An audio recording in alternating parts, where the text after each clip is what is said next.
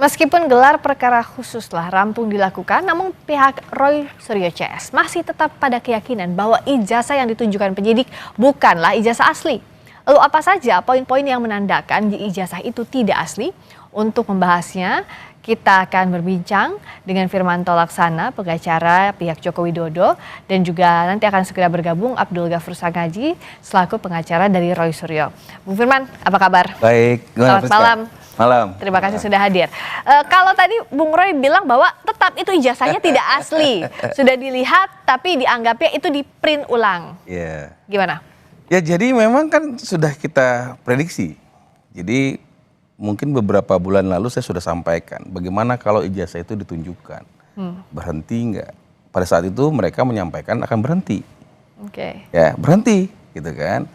Kemudian ya kemarin ada gelar khusus. Gelar perkara khusus. Kemudian dalam gelar perkara khusus semua tersangka mengajukan untuk melihat ijazah tersebut. Pimpinan gelar memberikan persetujuan untuk memperlihatkannya.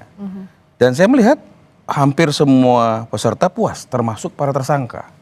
Kalau kita pelajari, kita lihat di media ada beberapa pihak dan kuasa hukum yang menyampaikan bahwa memang sudah melihat dan itu asli. Nah, bagaimana dengan yang Roy Suryo CS, ya kan gitu. Barusan kita lihat ada hobi baru. Apa tuh hobi baru? Saya foto katanya. Saya tahu foto segala macam. Sama seperti kayak mobil. Dia juga kolektor mobil. Ada teman saya punya mobil VW Kodok tahun tua gitu ya kira-kira ya. Yang benar-benar kayak baru. So kalau Pak Jokowi bisa menjaga ijazahnya dengan baik kan nggak ada masalah. Tapi yang penting di sini adalah yang saya sampaikan adalah bahwa sesungguhnya ini suatu hal yang sangat baik. Apa yang terjadi kemarin itu tentu mempermudah proses penyidikan. Dan kami memberikan dukungan kepada semua pihak termasuk kepada Polda Metro Jaya karena kemarin sudah diperlihatkan kan.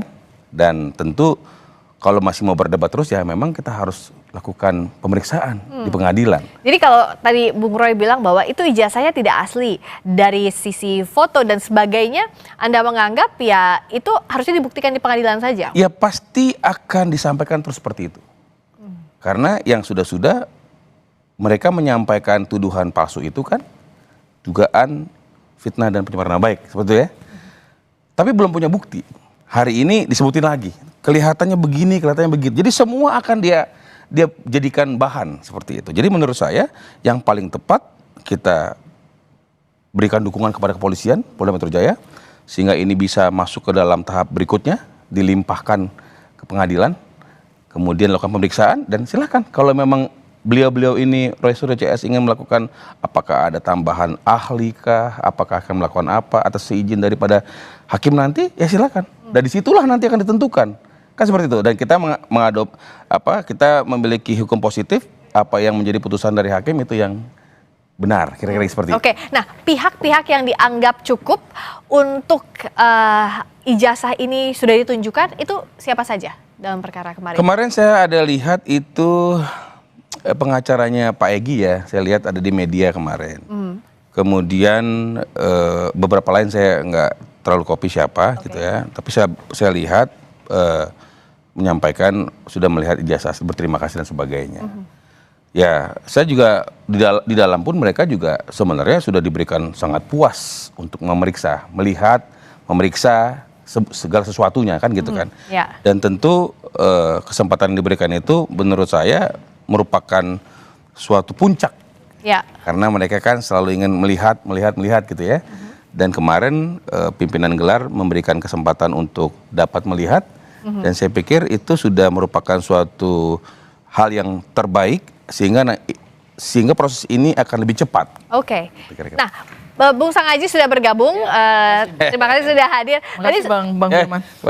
Terima kasih sudah hadir nih. Tadi sudah dibahas. Kalau misalnya tadi Bung Firman bilang kan sudah ditunjukkan ijazahnya di gelar perkara khusus, tapi Bung Roy bilang bahwa itu ijazahnya tetap tidak asli. Kenapa sih? Yang ditunjukkan kemarin itu kan barang bukti yang selama ini dipertanyakan ya, dan kami tentu mengapresiasi langkah yang dilakukan oleh Polda Metro Jaya lebih progresif dibandingkan dengan pada saat gelar perkara khusus di Baris Krim Polri ya. Dan yang ditunjukkan kemarin itu kan adalah barang bukti yang belum ada nilai pembuktiannya. Karena saya juga salah satu anggota kuasa hukum ya, yang ada juga sama Bang Firman juga. Saya maju ke depan dan di menit-menit terakhir yang menegangkan itu seperti sinetron ya Bang ya. Itu melalui perdebatan yang sengit itu. Kami berdebat sengit dengan... Kenapa debat apa lagi waktu kemarin? Ya artinya berdebat dari sisi dasar hukum. Boleh nggak sih ijazah ini dibuka? Boleh nggak sih barang bukti ini walaupun sudah disegel oleh Polda Metro Jaya? Dibuka boleh lagi. Dibuka. Dan Segelnya harus di... Oh menolak waktu itu Bang Firman. Segelnya dibongkar. Oke. Jadi karena itu sudah ditunjukkan oleh penyidik Polda Metro Jaya, akhirnya kami punya kesempatan untuk melihat bahwa ijazah ini bentuknya seperti apa sih. Nah, ijazah itu ditunjukkan dalam 2 sesi yang berbeda.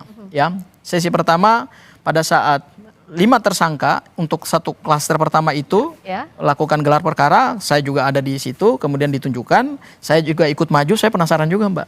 Kayak gimana sih bentuknya? Sebenarnya kayak apa sih? Saya baru lihat secara dekat, wah ini ijazah Pak Jokowi ya. Tetapi kemudian penyidik minta jangan diraba, nggak boleh dipegang, jangan diraba, jangan dipegang ya. Jadi kami hanya bisa, saya melihat secara dekat sih, tapi saya nggak boleh meraba gitu. Ya, tapi saya kan tidak mempunyai kemampuan dari sisi dari sisi teknis ya.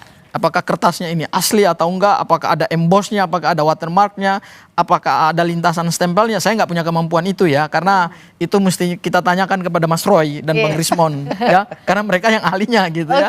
Nah, yang pasti satu hal adalah ijazah yang ditunjukkan kemarin itu tidak berbeda dengan ijazah yang selama ini beredar di publik. Yang sudah dilihatkan sebelumnya, tapi dalam bentuk digital itu ya? Betul, yang dalam bentuk digital. Dan ijazah tersebut mengkonfirmasi bahwa basis penelitiannya Mas Roy, Bang Rismon, sampai kemudian mereka simpulkan 99,9% palsu, kata Mas Roy, kata Bang Rismon 11.000 triliun persen palsu, itu ternyata objeknya sama.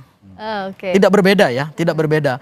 Kami kemarin khawatirnya jangan sampai apa yang mereka teliti dengan yang ditunjukkan atau yang disita oleh Polda Metro Jaya itu berbeda. Wah, itu kalau terjadi seperti itu bahaya itu penegakan hukum untuk melakukan. Nah, tapi kenapa masih ada kesimpulan bahwa Bung Roy bilang bahwa itu ijazahnya masih tidak asli dan Bung Firman menganggapnya apalagi yang bisa digunakan, apalagi tools yang digunakan untuk membuktikan bahwa ijazah Pak Jokowi itu adalah asli. Sesaat lagi tahan dulu di Sapa Indonesia Malam.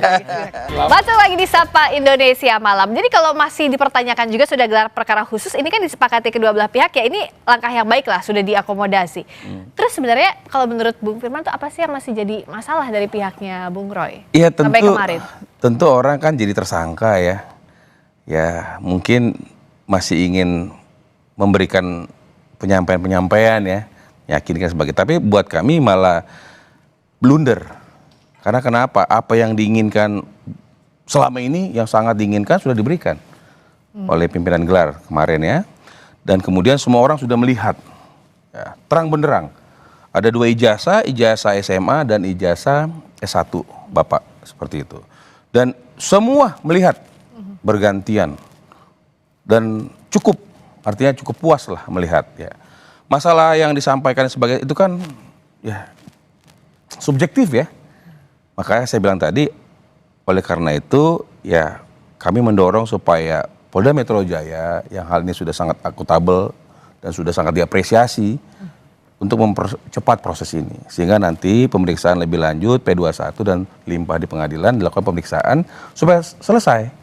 Jadi tidak ada lagi hal-hal yang menjadi ada kepastian hukum. Baik. Saya rasa itu. Kalau Pak Jokowi juga terakhir bilang bahwa lebih ingin ini dibawa ke pengadilan. Ranah hukum aja lah persoalan ini diselesaikannya. Jadi Bung Sangaji kalau gelar perkara khusus udah siap dibawa sampai ke pengadilan? Karena ini udah tahapannya dalam sistem peradilan pidana kan ini udah dimulai ya. Jadi saya sepakat dengan Bang Firman bahwa karena ini sudah masuk dalam ranah penegakan hukum pidana, penetapan tersangka ini kan adalah satu awal dari satu sistem peradilan pidana yang masih panjang.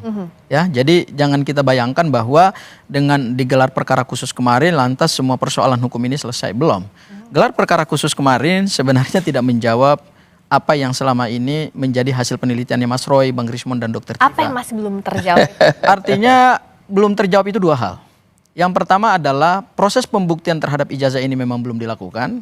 Asli atau palsu itu bukan terjawab kemarin di ranah forum gelar perkara khusus. Sama yang kedua, ijazah Pak Joko Widodo ini kan disebut kemarin identik. Nah, saya kemarin juga men-challenge Polda Metro Jaya juga pada saat Bang Firman juga hadir. Oh, di forum itu juga Yes, di-challenge? Saya mempertanyakan terkait dengan penggunaan laboratorium forensik yang diatur dalam Perkapolri nomor 10 tahun 2009 dan terkait dengan uji laboratorium forensik terhadap dokumen yang diduga palsu. Nah, berdasarkan ketentuan pasal 79, 80, 81 dan 82 itu untuk menentukan suatu dokumen itu palsu atau asli, maka kuncinya sebetulnya bukan pada dokumen itu, kuncinya adalah pada dokumen pembanding. Ya, nah kemarin itu saya challenge juga kepada Polda Metro Jaya. Sebetulnya ada dua hal. Yang pertama adalah ijazah pembanding ini ijazahnya siapa? Ya, apakah si A, si B, si C, si D, kita kan nggak tahu. Kemudian yang kedua, ijazahnya ini didapatkan dengan cara apa? Ijazah pembanding ya.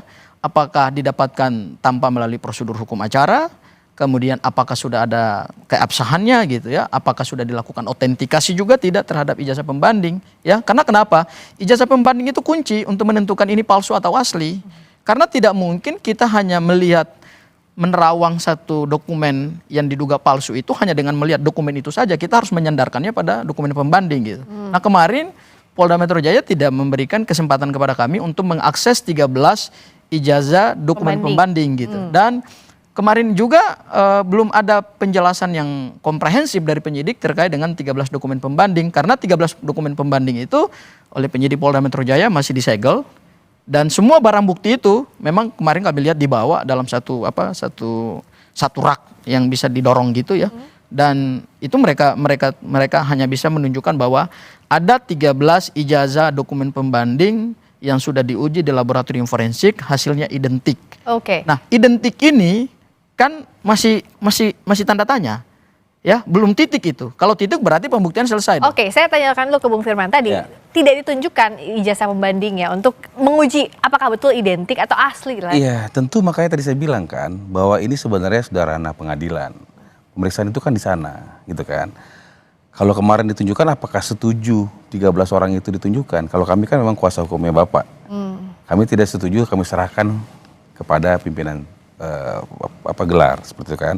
Nah, yang paling penting di sini adalah kalaupun nanti dilakukan pemeriksaan dan sebagainya yang sudah dilakukan pemeriksaan, nanti disampaikan dalam pengadilan, itu kan masih sebagian petunjuk.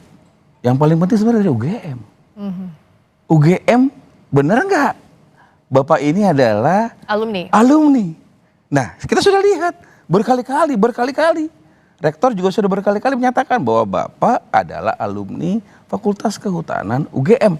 Lulus semua mengikuti Tridharma Perguruan Tinggi dan lulus di tahun 85 itu dan memegang gelar yang sah dan ijazahnya sah. Jadi saya pikir kalau itu sudah disampaikan, itu proses autentifikasinya. Masalah nanti diperiksa dan sebagainya, identik dan itu masih sebagian. Tetapi yang paling penting gongnya adalah UGM sebagai pihak yang mengeluarkan ijazah, pihak yang memberikan pendidikan kepada Bapak, itu memverifikasi enggak? Sudah diverifikasi. Artinya sebenarnya sudah selesai. Maka kemarin kami sampaikan, kami mengapresiasi dan merupakan suatu highlight yang perlu kita tunjukkan bahwa sekarang ini ya mohon Polda Metro Jaya percepat lagi. Supaya apa? Supaya dibuktikan tadi yang ingin dibuktikan. Dicek lagi, nanti dipanggil lagi. Siapapun lah yang mau dipanggil, Pak Kasmujo kah yang dipanggil, atau siapakah yang katanya Pak Dumatno kah, atau siapapun lah.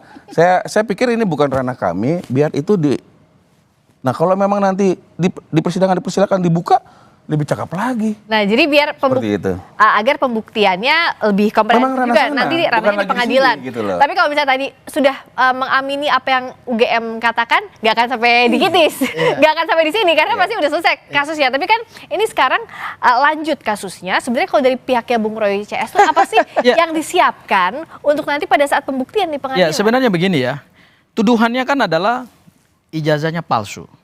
Oh sorry, bukan tuduhan, tapi hasil penelitiannya adalah ijazahnya palsu. Karena hasil penelitian ijazah palsu, maka dianggap itu tuduhan. Direkonstruksikan dalam pasal 310, 311, itu kan adalah pencemaran nama baik dan fitnah. Ya, itu delik pokoknya tuh. Itu kalau kita menggunakan rumus kualifikasi delik, itulah delik pokoknya di situ. Nah, karena ini ijazahnya diragukan, sebenarnya kuncinya ini adalah pada ijazah fisiknya. Jadi kalaupun ada pernyataan dari UGM, saya pikir sebetulnya selama ini pernyataan UGM itu tidak pernah memberikan kejelasan terhadap ijazah. Apa yang belum jelas dari UGM? Ya, UGM hanya menyatakan bahwa Pak Joko Widodo adalah alumni UGM. Tetapi terkait dengan ijazah yang beliau pegang, itu UGM menyatakan kami tidak bertanggung jawab terhadap penggunaan ijazah tersebut. Artinya, ijazah tersebut dengan proses akademik bisa jadi dua hal yang berbeda. Kenapa? Karena kalau kita masuk kepada pasal 263 ayat 1 terkait dengan adanya dugaan tindak pidana pemalsuan dokumen, maka pemalsuan dokumen berdasarkan unsur pasal 263 ayat 1 itu kan adalah memalsukan atau membuat palsu suatu dokumen. Jadi ada dokumen asli, kemudian dibuat palsunya, ya, kemudian yang palsunya ini kemudian ditindak gitu. Bisa saja seseorang itu pernah mengikuti kuliah, tetapi dokumen berupa ijazah yang dia pegang itu bisa juga palsu.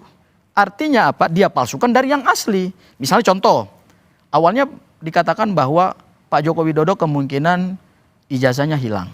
Kalau kemudian ijazahnya hilang dibuat yang baru, ya tetap kena pasal 263 ayat 1, palsu juga.